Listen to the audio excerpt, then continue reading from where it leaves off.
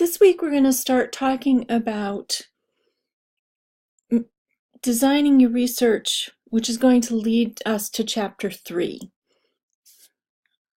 So we're going to talk about designing your sequences of activities, selecting and obtaining materials, whether that be materials to use in interventions or materials to use as part of your data collection, and focusing on what the results or data your methods will generate. So chapter 3 is called your methodology chapter, and it's your blueprint for what you're going to do when you collect your data.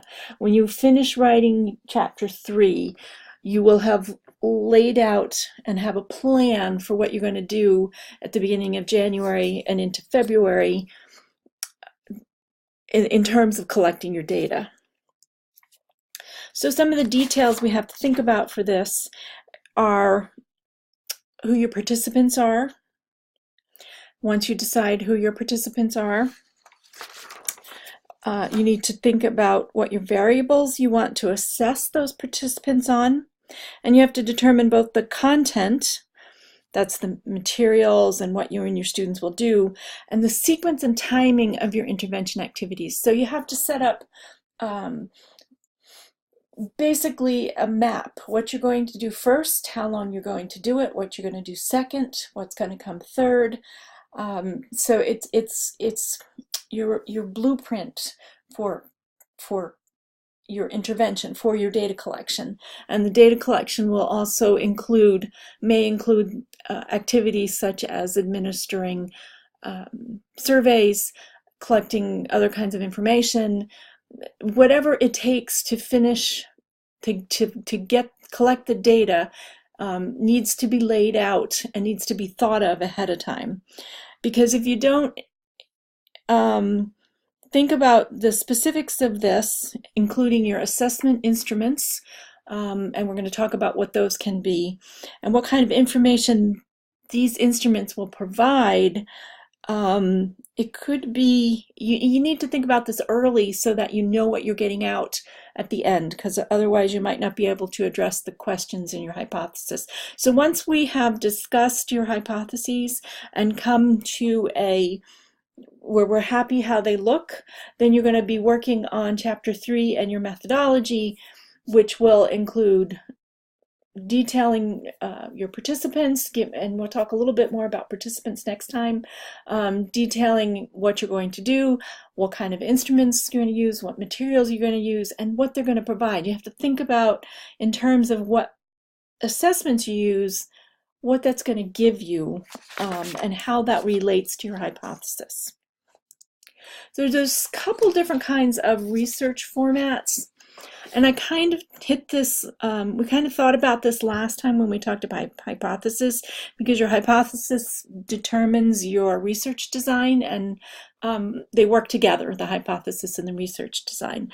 You could have a cross-sectional design where you can have 2 or more groups treated differently and then tested on the same measure to see if there's a difference between the groups after the treatment. And this can be a control group where you have no treatment and a group where you have a treatment, or it can be 2 different groups with 2 different treatments. So these are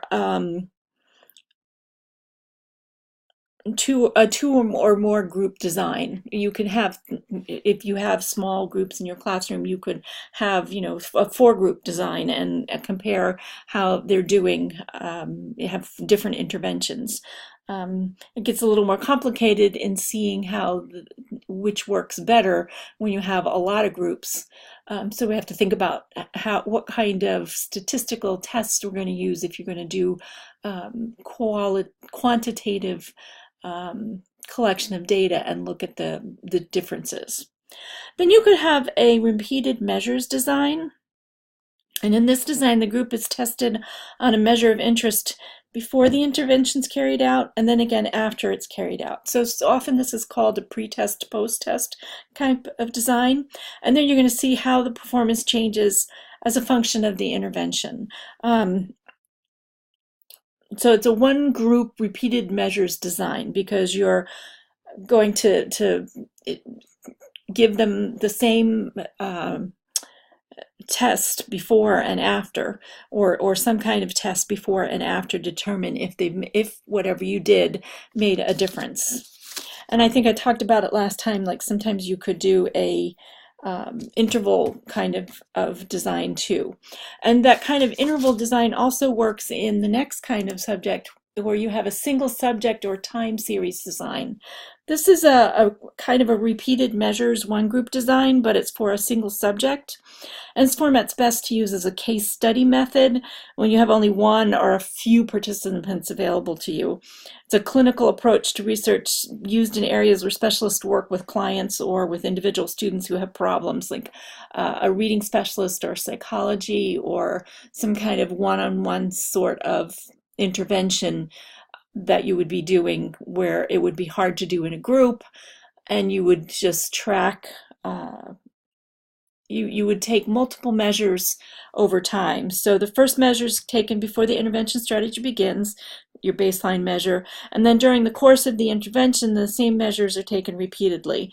Then after it's completed, the measure is taken again. There's assessments at different periods of time with a single subject. You can both chart the progress of the individual, see when the change began to occur and under what conditions, and also have a pre-post comparison analysis of the change in behavior as a result of treatment.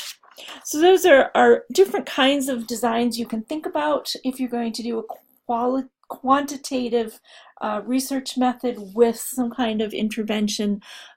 Particularly, these work well with tests or before and after surveys or interviews, and those kind of things. When I meet with you, I'm going to be setting up individual sessions, and as we to meet with you this coming week, and as we discuss your hypotheses, we will discuss in conjunction with your hypotheses. Remember, we talked about how you're going to make them measurable. What is it, a testable hypothesis? And we'll talk about the design, the research design, in terms of how to test your hypothesis. And so these are some ways you can think about how these will work as a way of testing your hypotheses. One thing you have to keep in mind when you're doing your testing, and this may happen, maybe something that you can control for from the beginning, or maybe something that just happens as you go along. There's factors other than your intervention strategy that may be affecting the student's behavior or outcomes. It could be additional help they're getting. If they're a student that gets pulled out, then maybe that pull out is also providing providing improvement if it's related to what you're doing. There may be uncontrollable extraneous variables that all you can do is mention that they're happening. This could be something like last year when students were when the thesis class was doing their data collection in January and February. We had a lot of snow days. I think it was last year, and that of course breaks up your flow. It can change how the students react. It can change how many days you have to do it. It can change whether the students are focused or not focused. Things going on in the school or outside the classroom, or Valentine's Day when they get all kinds of candy. That could be a extraneous variable that doesn't allow them to settle down on a particular day and might impact your results. And these are all things that you can keep a log keep a field log and just note them in your field log and mention them in the discussion section of chapter 5. Your observation is that the class was having a harder time settling down this particular week in February because of X, Y, and Z, and may have had an impact on the progress of improvement in this whatever you're looking at. So the main difference in the designs that we discussed here is that one is the case study approach, and the cases functions as a group. So you can look at putting groups together. You can look at doing more individual type case studies when you do this. In all of these designs, you need to specify the conditions and duration of the treatment. So you're going to have about 6 weeks. You want to plan to collect 6 weeks worth of data, whether you do an intervention for 6 weeks and do a pre and post, before and after, but you want to kind of figure on the duration of the treatment being 6 weeks. The conditions are, this group's going to do it on these days, and this group's going to do it on those days, or I'm going to bring this intervention in with this group on this day. And obviously, you can say week 1, I'm going to do this, week 2, I'm going to do this, week 3, I'm going to do that. Our extraneous variables come in, things happen. It doesn't always happen exactly the way we want it to, which is why some of the extraneous variables can go into Chapter 5. If you have something like, I couldn't get 6 weeks of collecting data because we had too many snow days, or it threw off the weeks, one group that comes into my library every Monday, we had 2 snow days, so I only got them 4 weeks. That's something that can be mentioned in your methods chapter, because your methods chapter is going to be written in the past tense, and as your hypotheses are, and we may have to go back and fix that if things change substantially in the actual carrying out of your research collection. We can adjust that in your Chapter 3. But what we want to do is have your Chapter 3 written as your plan of your plan to go forward, how you're going to approach and what you're going to do, everything you're going to do within that, within your research data collection period. And then you need to have a clear-cut notion of what kind of data you'll be collecting, which goes to your materials and your assessments. So you need to think about what materials you'll be using: books, technologies.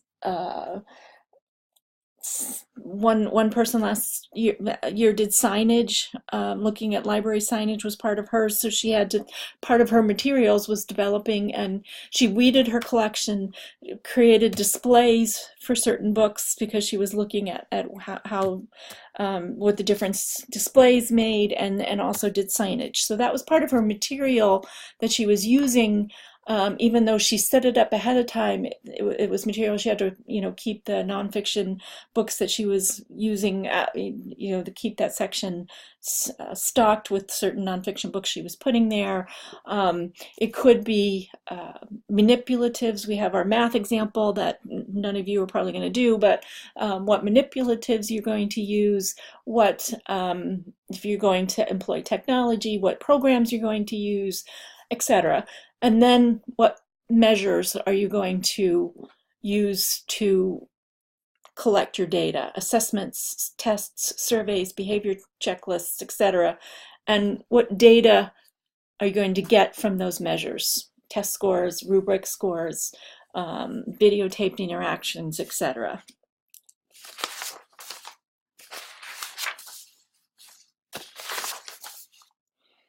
So there's 2 types of data that you could possibly collect. Quantitative data is numerical measurements.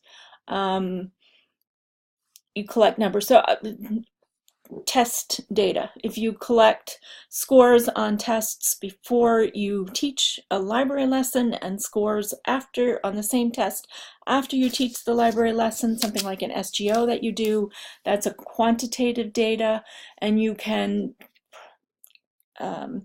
run statistical tests on that data, on that continuous measurable data, and just come to decide if there's a statistically significant difference between what the beginning and the end, before you did an intervention and after you did an intervention. Qualitative data is description, and it could be descriptions obtained through observations, or descriptions obtained through surveys, Although surveys can also be continuous if you use some kind of scale from one to some kind of scale where you can assign numbers and make that data continuous. But qualitative data would be more a focus group interview or a one-on-one interview where you're trying to collect information, and then you have to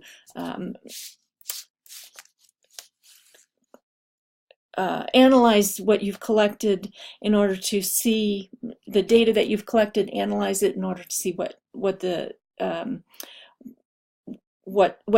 what people are saying supports your hypothesis or doesn't. So some data collection methods that you might think about: tests. And if you are giving tests, you mean you need to select or develop a test.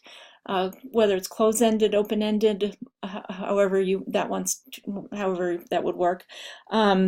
Individual interviews, they could be face-to-face. Probably not going to use telephone interviews unless you're surveying parents. You have to, with interviews or surveys, you need to select, design, or adapt an interview, survey or questionnaire. You can do that. One of the things I've asked you to do is keep an eye out for what kinds of data collection methods, what kind of assessments people have used in different things, so you can adapt something from one of the articles you put in your literature review, as long as you give credit to the original survey or interview. Because an interview, there's structured interviews where you have certain questions going into the interview, and you ask the questions and record the answers, or semi-structured interviews where you have a general idea of what you're going to ask, but it may be more open-ended. Expressions of attitude, you may have to use an established survey of the variable you're interested in, or you may have to come up with some other way of inferring an attitude. That's probably one of the harder types of data to collect. I've given, there's survey examples attached in one of the tabs, under the tab this week for collecting attitude toward reading data for very young students. I think there's two different examples there, just as a example of a type of survey that you might use. Focus groups. You can do focus groups if you've made, for example, if you've made a change in your library and you want to get a group of people together and ask what you'd have to develop a group, some questions to ask. Probably a good idea to tape it if you're doing a focus group, and then do a content analysis of what they've answered. And this is a good way to get some of the more, it's obviously more qualitative than quantitative. And again, you might want to look at example. You have to develop the questions you're going to use, and then develop what you're going to look for in the answers, how you're going to analyze the groups of answers that you've gotten. You can use questionnaires, surveys. They could be web-based if you want. You can use observations, or you could use a document review, school records, or even circulation numbers. If you're going to look at circulation numbers from this year, maybe the 6 weeks this year compared to the same 6 weeks following the previous year. You can behavioral observations, and you have to decide what are you going to be looking for, how long will you look at the lit, and what will you jot down about your observations. And again, all of these things you may I'm hoping that you've kept your eye out in your literature review and seen how other people have studied what it is you're interested in getting at, and take clues from them as to what works and what doesn't work. And these are all things that we will be discussing together and working on together in order to develop the best way to collect your data and to understand how you're going to analyze this data, what it's measuring, how it's going to measure to get you to an answer on your hypothesis, and how you're going to analyze the data once you've finished collecting it in order to see if the data support your hypothesis or not. Finally, I want to talk about getting approval. If you haven't already done this, and I'm hoping most of you in your principal knows that you're in a thesis class, and as you begin to develop your study and your methodology, you should talk to the principal informally and find out from the principal whether you need a proposal for the school board or the district supervisor or the superintendent. Not everybody does, especially if you're using your own class and collecting information within your own class. But you do need to find out from them, and this is a good time to start because you're studying. After our conversations, I hope over the next week, we'll have a pretty good idea, some ideas of what you're going to do, and you'll be able to begin to write up a proposal if they need it and get it okayed by, if you need to get it okayed. I've only had one or two where they absolutely needed to take it to the board, that the superintendent couldn't just say okay. If you need to take it to the board, we're going to have to plan the timing on that more carefully, but that's usually when you're studying your own class or your own with students within your library, you don't have to worry about that. But it's good to have that conversation with your principal, see if they need a proposal, and we can begin to work on that. You still, even if it's okayed by the administrators, some will still want an informed consent from the children's parents. I have had this happen also where they had to send a letter home. As a matter of fact, one of my students 2 years ago, or was it last year, couldn't even because the parents, they wouldn't sign the consent form, and they also didn't even want the student participating. Even if she said, I'm not going to collect information, that student couldn't participate in what the other students were doing at the time of the research. Even though I thought that was very strange. She had to give her something else to do in the class different from what her research participants were doing, which was crazy because it's something she would have been doing anyway with her students, and she was just seeing if it worked. So you can run up against weird things, but begin talking to your principal if you haven't done it already, and see what steps you're going to do. I am going to have you filling out the institutional review board forms for William Patterson. IRB is what it's called. Institutional Review Board was instituted within universities after some years ago, after researchers performed some questionable research on participants, and there were some ethical questions about what they did. So now there's procedures for getting permission to conduct research. Generally, like I said, it's not something that you have to get when you have students in your own classroom, library, etc. But I'm going to have, it's been decided that students within the thesis class need to complete the institutional review board forms as part of the class anyway. You'll be going through the process so you can understand what it entails. You'll fill out the paperwork and submit it over the break. I'm hoping, because by then we will have finished chapters 1, 2, and 3 and have an idea. You'll finish it, you'll fill out the paperwork, send it back to me for review, and then we can send it in. There's also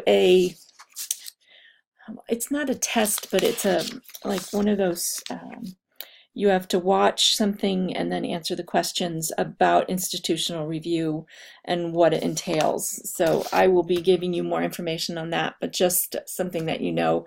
I did have one school that required,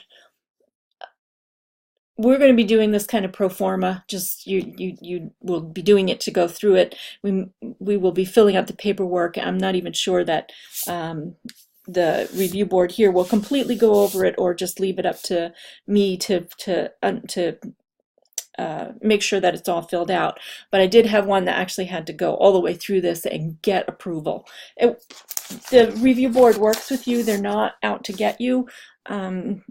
But it is a process and paperwork that has to be filled out that I wanted to let you know about. So I think that is it, and I will be talking to you individually. I set up appointments beginning Friday, running through the following Thursday. If none of those time slots work for you, just email me and we'll figure something else out. I kind of went with majority, with what seemed to work best in the past, but we could do a Saturday if we had to. I just didn't put that on overall, and if you really need an evening, I can add an evening hour. I think I have 2 later night slots, but I can add another one if we need it.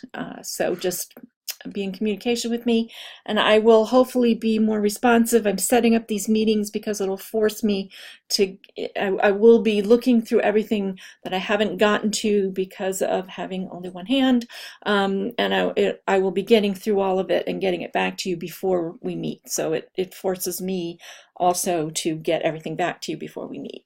So I'll be talking to you in the next week and catching up with everything you've been doing. Thank you.